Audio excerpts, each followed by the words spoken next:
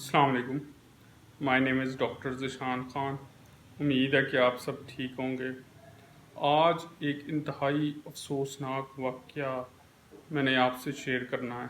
یہ وہ کہانی ہے جس سے بیسیکلی یہ پتہ چلتا ہے کہ ہمارا ہیلتھ سسٹم کس حد تک ناکام ہو چکا ہے اور ہمیں اسے ٹھیک کرنے کے لیے کس طرح کی بنیادی تبدیلیوں کی ضرورت ہے. یہ بیسیکلی واقعہ ہے ڈاکٹر حافظ سلیمان کا. یہ واقعہ چونکہ سروسز ہاسپٹل لاہور کا ہے اور یہ واقعہ بیسیکلی کچھ اس طرح سے ہے. ڈاکٹر حافظ سلیمان سروسز ہاسپٹل میں اپنے ایک چھوٹے آپریشن کے لیے جاتے ہیں. یہ بیسیکلی انٹسٹائنل پرفوریشن کا آپریشن تھا، یعنی ایکیوٹ ایبڈومن کا کیس تھا. یعنی اس کی چھوٹی آنت میں سوراخ ہو چکا تھا جس کی وجہ سے وہ لیکج پورے پیٹ میں پھیل رہی تھی. لیکن اس چھوٹے سے آپریشن کو نہ کرنے کی وجہ سے ڈاکٹر حافظ سلیمان کی جان کو خطرے میں ڈالا گیا اور اس طرح وہ اپنی جان کی بازی ہار گیا. وہ سب ڈاکٹرز کی منتیں کرتا رہا کہ یہ ایک چھوٹا سا آپریشن ہے، اس سے میں ٹھیک ہو سکتا ہوں، لیکن انہوں نے اسے کرونا کا پیشنٹ ڈکلیئر کر دیا. حالانکہ وہ اپنا کووڈ-19 کا جو ٹیسٹ ہے وہ کچھ دیر پہلے ہی کروا چکا تھا اور اس کا رزلٹ بھی نیگیٹو آیا تھا. لیکن اس کے باوجود اس کی بات کو سیریس نہ لیا گیا. اسے اذیت زدہ مرحلوں سے گزارا گیا. اس کے علاوہ اس کے والدین اور اس کے گھر والے اس کی تکلیف دیکھ دیکھ کر پریشان ہوتے رہے اور کچھ ڈاکٹرز کی نااہلی کی وجہ سے وہ اپنی زندگی کی بازی اس کرب اور تکلیف کے ساتھ ہارا کہ یہ ہمارے ہیلتھ سسٹم کی نااہلی کو ثابت کرتا ہے.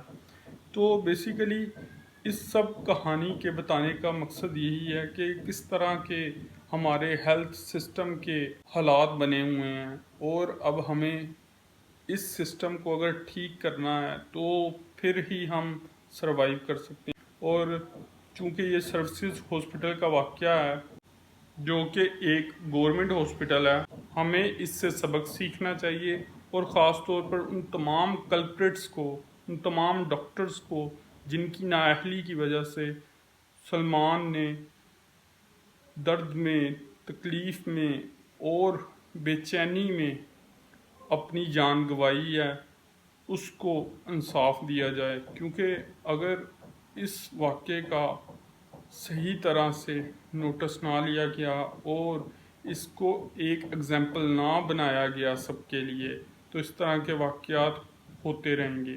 اور یہ تو ایک ڈاکٹر کے ساتھ سلوک ہے، ڈاکٹرز کا، ان بلیک شیپ کا جو ہمارے پروفیشن میں ہے، اور باقی عام انسانوں کا کیا ہوتا ہوگا.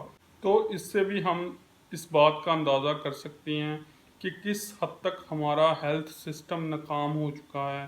اسے ری ویمپ کرنے کی ضرورت ہے اور خاص طور پر ہر اس واقعے کو سچ کے ساتھ انویسٹیگیٹ کرنے کی اور اپنے انجام تک پہنچانے کی ضرورت ہے جو ہمارے معاشرے اور ہمارے سسٹم کی اصلاح کا ذریعہ بنے. سلمان تو خود جنرل ہاسپٹل میں پریکٹس کر رہا تھا ایز اے ڈاکٹر، تو اگر اس کے ساتھ اس طرح کا ناروا سلوک کیا گیا ہے اور اس کو سب چیزوں کا پتہ ہوتے ہوئے بھی جب اس نے پرائیویٹ ہاسپٹل سے اپنے ٹیسٹ کروائے تو جب اسے اس چیز کا کنفرم ہو گیا کہ یہ انٹسٹائنل پرفوریشن ہے اور اس کی چھوٹی آنت میں سوراخ ہو چکا ہے جس کی وجہ سے اس کے پیٹ میں ہلکا ہلکا درد ہے لیکیج کی وجہ سے، تو اس نے سروسز ہاسپٹل کا بیسیکلی انتخاب ہی اس لیے کیا تھا کہ وہاں وہ ہاؤس جاب کر چکا تھا اور وہاں اس کے کچھ جان پہچان کے لوگ تھے،